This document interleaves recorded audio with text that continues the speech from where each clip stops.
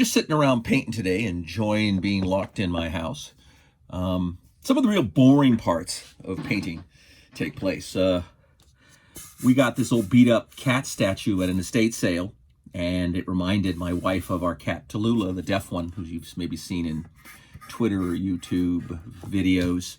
So I just put a base gray coat on her, and then I'm going to do all the colorations and the like. I think she's got a clipped ear, being a feral. So I'm going to maybe sand down one of her ears to match it, and then match up her white coloration and things and detail it out, and then it'll be a little monument to our cat. One of the things I did here, and you might have seen something, I posted some videos on these, is I took an old beat-up chess set that I had gotten at an estate sale for virtually nothing. And I like getting lots of Greebly and using it for games. And things like this are great because they've been around forever, so I can even use them in my D&D 070 games because they obviously had chess sets back in the 70s. This was one that I did previous. I basically took the black one, dry brushed a dark gray, a little light gray, then gave it a black wash. I went through a bunch more, as maybe you can see them up here, and I just started to get them ready. This one I washed looked like this a few minutes ago. I washed it maybe 30 minutes ago. I gave it a black wash, and now I'm kind of going through it, deciding whether I like it, and I think I do. I mean, it's good enough. Even if I was only marginal on it, I surely wouldn't be going to spend the time. The secret on Greebly is to, like a lot of things I talk about with speed painting, is just get it done. I mean, the whole idea behind anything is get it ready for the board for your playing. Since I'm obviously not doing any real face-to-face playing right now, in fact, I haven't really been doing even much online, I was hoping that maybe somebody would be out there playing Fantasy Grounds and wanting somebody to play. It's the only one that I'm really familiar with because Matt and Craig both ran it, and I liked it. Most of the other things I've seen, I wasn't over impressed with, but I haven't really seen D20. People keep talking about maybe I should get involved in this, but the thing about it is I feel often with online gaming very much like I feel with playing large MMOs. They're more than likely fine. They're more than likely, okay. I don't know whether they're great. I'm always willing to sort of give it a chance. Usually I like to have people that I know who are touting it. But the thing is that it takes up a lot of time. And there's only so many hours in a day, and I would obviously rather be spending my time trying to do things that are more creative, more beneficial for me down the road. And the other thing is I really look at my time now as much more valuable to me because I think of it as limited. I'm obviously don't have 6 decades left to go. So I'm always like, I wanted to make sure I'm maximizing the best use of my time. Inexpensive inks are available everywhere. And I always say if you're using things, try to find things. If you're using base colors and stuff, I like a lot of the Games Workshop stuff that's out there. I use some of their shades and things. For those of you who've seen some of my painting stuff, I do a lot of D&D 0 repair work.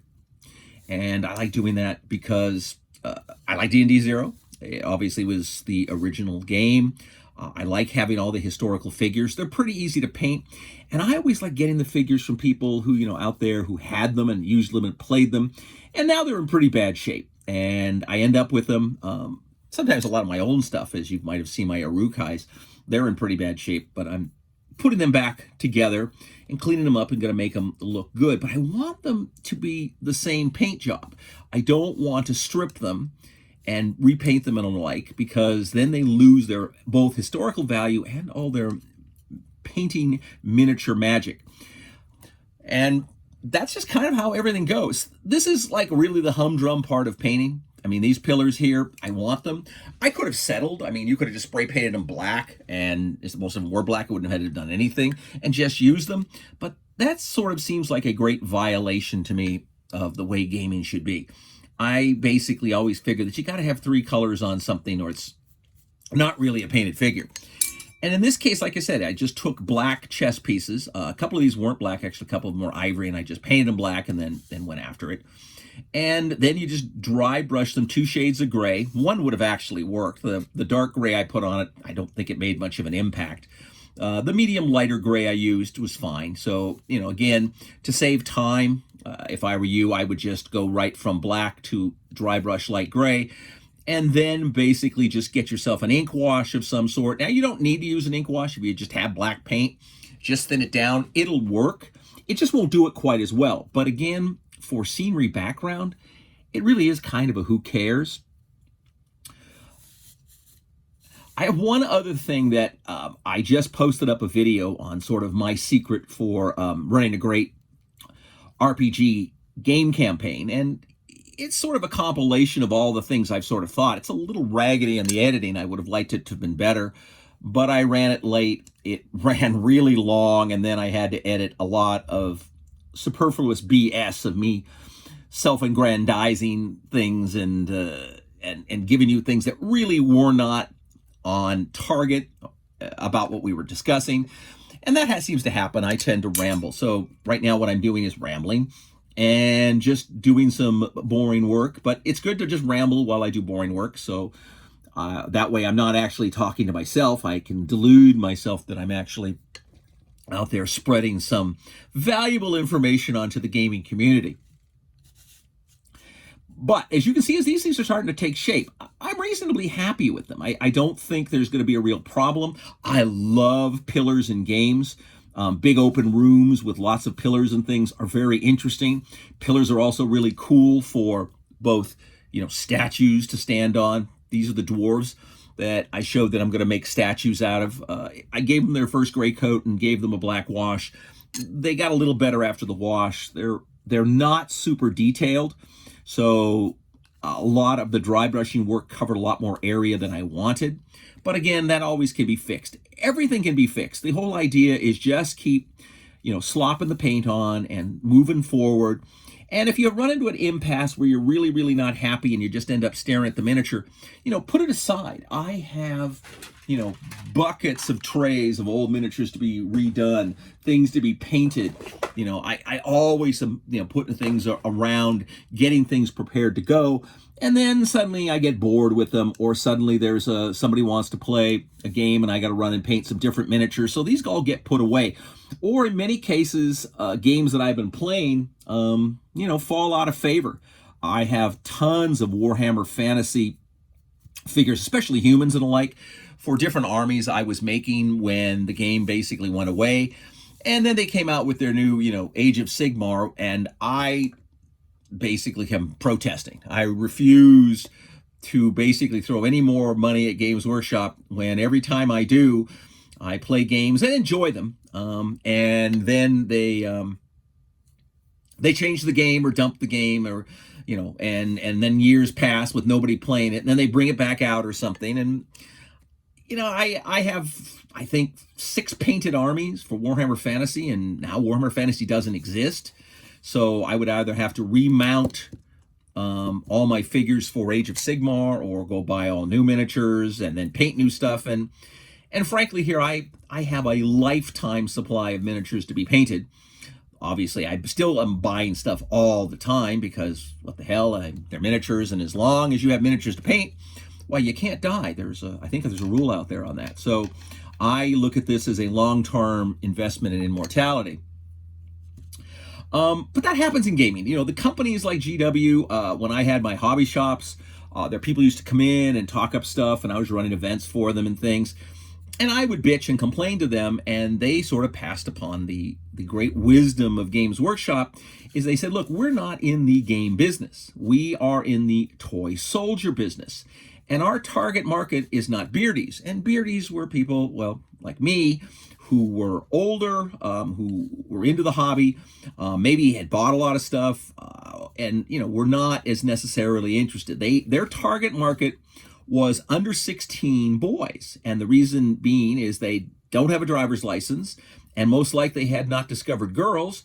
So they had father and mom's wallet to buy the game products that they wanted, and they found them to be really excellent sources of selling their toy miniatures. And it wasn't unreasonable. I mean, I still think the majority of the driving market of GW is these young boys wanting to be like the older boys who are playing the games. So I eventually just got frustrated with their attitude, but I'm never caught up so much where I'm angry about it. I do think their stuff tends to be kind of expensive, but I mean, they have costs. Plus, by the time you have to send it to the United States and things like that, you've jacked up the price dramatically. A lot of it depends on what you want to play. I mean, to me, more now, I like to just play the old stuff.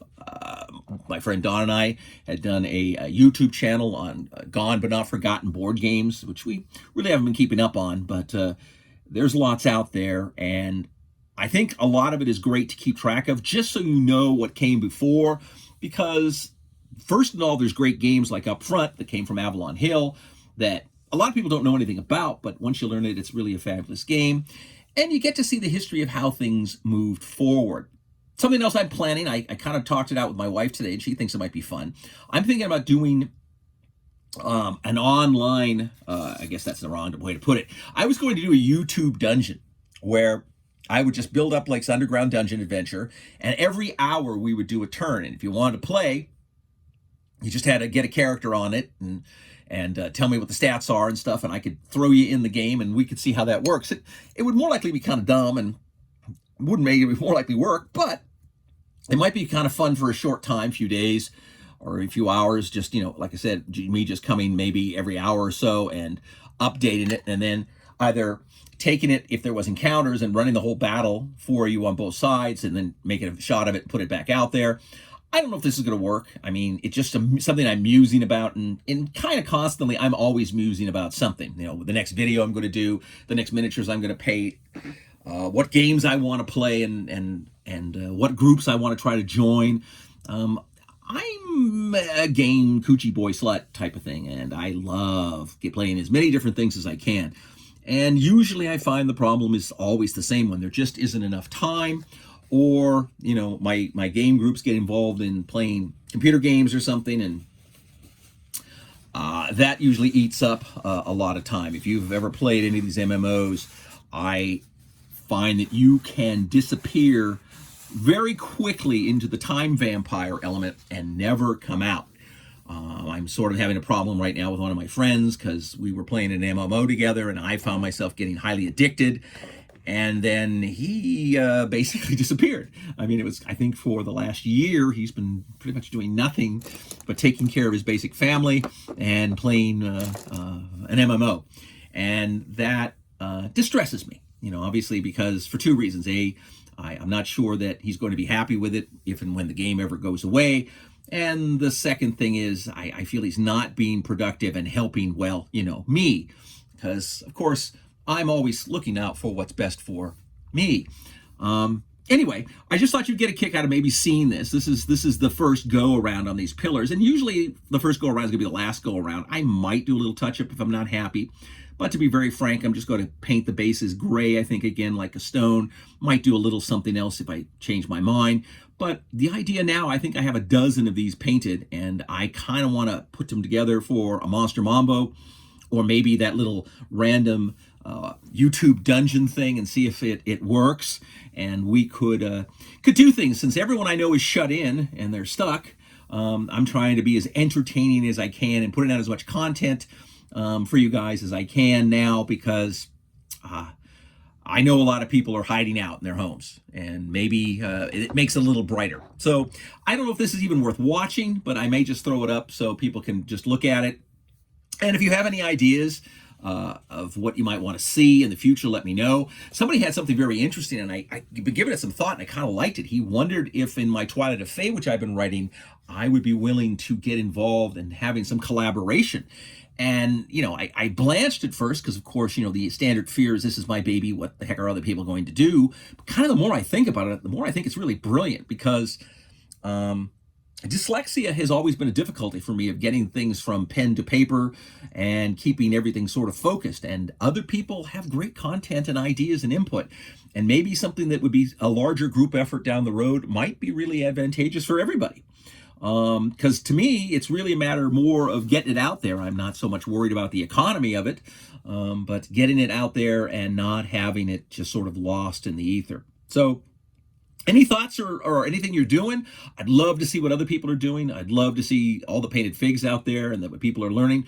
But this is something to do. If, like I said, you go to an estate sale or you just go to a garage sale, sometimes you can find pieces like this where it's like a whole chess set or something's missing, and you can get it for nothing. I mean, I think I paid $1 for this thing, and it had, I think it was missing a couple pieces. I don't know if I had any kings or something. I don't know what actually was missing. But the rest of it was all perfect for statues and different paraphernalia, and obviously lovely for dungeon pillars. So you figure that these things more likely cost me somewhere maybe like a nickel or a dime a piece. I put the work and effort into making them look better just because, well, I have to. That's just unfortunately my obsessive compulsive nature. And now I've got really cool terrain to add to my dungeon tiles. Or if nothing else, often this stuff is really great if you just have a dry erase board or something you're using. You add a little bit of greebly and a little bit of detail and like this, and you got a better game. It makes it easy for people to suspend their disbelief and get into the game just the littlest bit. Dead bodies always help. Treasure chests, everything like that makes the game a little bit better. So even if it doesn't seem like a lot, just the littlest bit can get people excited about your game. And then as obviously economy and time comes in and you have more, then you can start buying really cool stuff and adding to your game, and other things you get, pass on or sell it on eBay if you don't use it anymore. I find that so much of my stuff goes away that way. And now I'm giving away things on my Patreon page, and I kind of like that idea too, that I'm passing it on to people that I really have a good feeling are going to enjoy having things that I'm likely never going to use again, but they're painted and they look good, and if they're out there in somebody else's hands and they're using them in their game, that excites me, and it means that I know that the hobby is going to continue on, and that is what I want to see. So until I have a chance to do another video and talk again, fight to me, devils, fight, for I hate peace, and you guys paint on, game on, and hopefully we'll all be able to get back out in front of the table and with our friends here soon and playing games. So good luck all, and stay safe.